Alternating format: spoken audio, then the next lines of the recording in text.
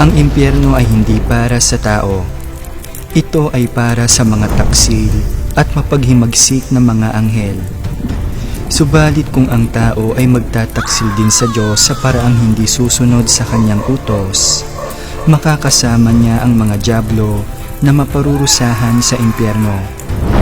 Ikalawa, hindi existido ang oras sa impyerno.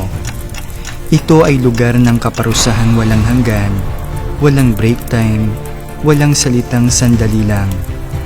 Paulit-ulit lang ang magiging kaganapan at wala itong katapusan.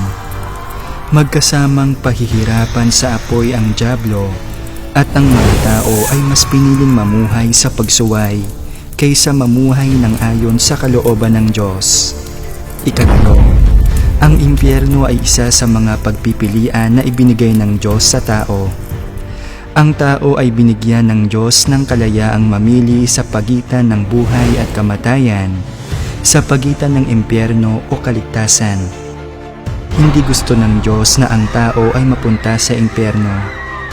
Ito ang dahilan kaya ipinasulat niya ang kanyang mga salita sa banal na kasulatan, sapagkat ito ang magsisilbing gabay ng tao para hindi mapunta sa impyerno. Niloob ng Diyos na mapanood mo ang videong ito sapagkat ayaw niya na mapunta ka sa impyerno. Ito ay isang paalaala at pag-ibig ng Diyos. At sinasabi niyang piliin mo ang kaligtasan sa paraang sundin mo ang lahat ng kanyang mga kautusan na ipinasulat niya sa banal na kasulatan. Kung gusto mong lumuwag pa ang kaalaman mo sa Biblia, mag-subscribe na.